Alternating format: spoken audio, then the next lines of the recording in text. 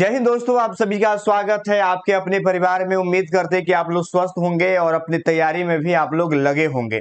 तो आपको पता है कि लगभग 8 साल से कार्यरत शिक्षक जो है, बंगाल की बात कर रहे हैं, उनको जो है हाई कोर्ट से बहुत बड़ा झटका लगा है। और उसमें जो फर्जीवाड़ा हुआ था, जो पैसे के नाम से जो है नौकरी दिया गया था और कम अंक वाले को ज्यादा अहमियत दिया गया था, इसको लेकर के जो है वहां के न्यायालय जो है उन्होंने उस भर्ती को ही रद्द कर दिया गया है।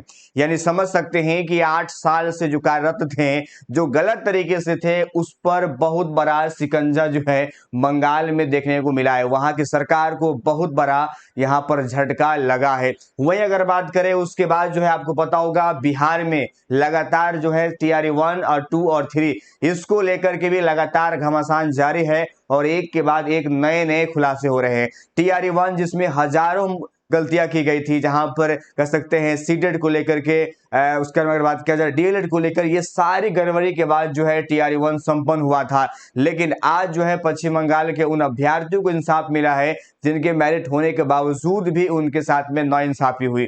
उसी प्रकार से जो है अब बिहार में भी अब ये प्रक्रिया और तेज हो जाएगी और ये मानसिकता जो लोगों में बनी हुई थी कि जो हो चुका है वो अब नहीं हो सकता है, तो ऐसे चीजों में को यहाँ पर बहुत बड़ा झटका लगा है। यानी 8 साल से कार्यरत वैसे अभ्यर्थी को यहाँ पर झटका लगा है। अर्थात कह सकते हैं कि फर्क नहीं पड़ता है कि आप 8 साल से कार्य कर रहे हैं या 800 वर्ष से कार्य कर रहे हैं, अगर आप गलत हैं तो उसका परिणाम भी गलत होगा। और यहाँ पर बहुत बड़ा झटका लगा है। शिक्षक भर्ती घोटाला में ममता सरकार को लगा है झटका, कह सकते हैं। उसी प्रकार से अगर बात किया जाए तो बिहार में लगातार बीपीएससी टीआरई की बात करें, पेपर लीक की वजह से टीआरई 1 जो है, टीआरई 3 जो है वो रद्द हुआ, लेकिन 1 की जांच अभी तक नहीं हुए। उसमें हजारों दोषी है क्योंकि 1, 2, 3 ये तीनों जो है आपके फर्जीवाड़ा से भरा हुआ था। वही याद रखिएगा कि आप अगर ये सोच रहे होंगे कि लंबा समय हो गया कुछ नहीं होगा, तो टीआरई 1 के अभ्यर्थी जो फर्जी हैं उनके लिए अभी भी राय आसान नहीं है और इससे भी बड़ा जो है यहाँ पर देखने को मिलेगा।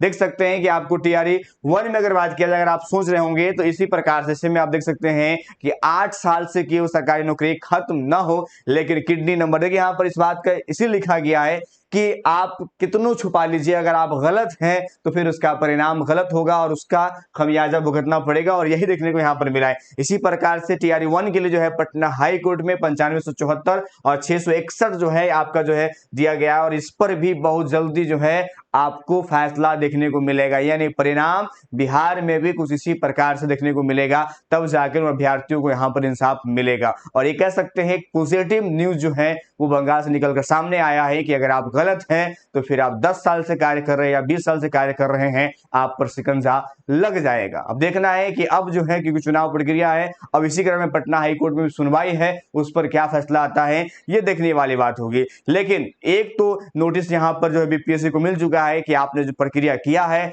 योग्य अभ्यर्थी होने के बावजूद भी आपने आयोग को किस प्रकार से लिया है, इसको लेकर भी 2 सप्ताह का समय दिया गया था। अब देखना है कि पर बीपीएससी किस प्रकार से अपनी बात रखती है और फिर न्यायालय जो है वो क्या कहती है। मिलेंगे आपसे नेक्स्ट में, इतना ही। जय हिंद, जय भारत।